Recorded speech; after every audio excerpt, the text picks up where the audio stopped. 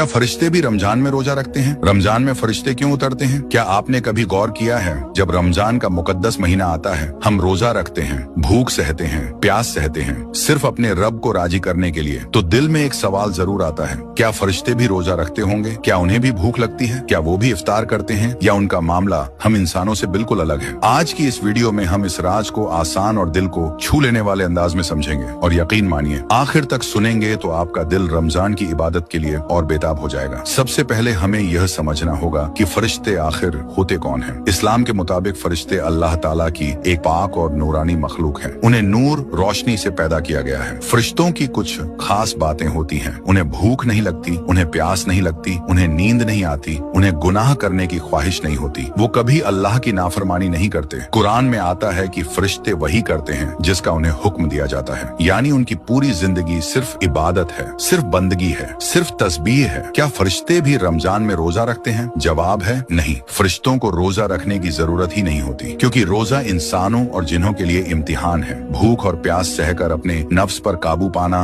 अल्लाह के लिए सब्र करना, यह इंसानों के लिए है। लेकिन फरिश्ते तो वैसे ही हर वक्त इबादत में मशगूल रहते हैं, उन्हें किसी टेस्ट की जरूरत नहीं। लेकिन रमजान में फरिश्ते क्या करते हैं? अब यहाँ सबसे खूबसूरत बात आती है। रमजान में फरिश्ते जमीन पर ज्यादा उतरते हैं। हदीस शरीफ में आता है कि फरिश्ते मस्जिदों में आते हैं, कुरान पढ़ने वालों के पास बैठते हैं, जिक्र करने वालों को घेर लेते हैं, दुआ करने वालों पर आमीन कहते हैं। जरा सोचिए, आप अकेले बैठे कुरान पढ़ रहे हों और आपके आसपास फरिश्ते मौजूद हों, यह कितनी बड़ी सादत है। एक और अजीम खुशखबरी, जब इंसान रोजा रखता है, भूखा प्यासा रहता है, अल्लाह की रजा के लिए सब्र करता है, तो फरिश्ते उसके लिए दुआ करते हैं। मतलब आपका रोजा सिर्फ आपका नहीं, आपके लिए आसमान से रहमतें उतर रही होती हैं। शब-ए कद्र, फरिश्तों की सबसे बड़ी आमद, रमजान की सबसे मुकद्दस रात शब-ए कद्र। कुरान में आता है कि इस रात फरिश्ते उतरते हैं। उलमा बताते हैं कि उस रात इतनी बड़ी तादाद में फरिश्ते उतरते हैं कि जमीन भर जाती है। हर जगह, मस्जिदों में, घरों में, इबादत करने वालों के पास, दुआ करने वालों के पास, यानी जिस इंसान ने उस रात इबादत कर ली, उसकी तकदीर बदल सकती है। फरिश्ते हर जगह नहीं आते, वो खास जगहों पर आते हैं, जहाँ अल्लाह का जिक्र होता है, जहाँ कुरान पढ़ा जाता है, जहाँ नमाज होती है, जहाँ सुकून और पाकीज़गी होती है। लेकिन फरिश्ते उन जगहों से दूर रहते हैं जहाँ गुनाह होते हैं, जहाँ झगड़ा होता है, जहाँ गंदी बातें होती हैं। इसलिए रमजान में हमें अपने घर का माहौल भी बदलना चाहिए। रोजा सिर्फ भूख और प्यास का नाम नहीं, रोजा है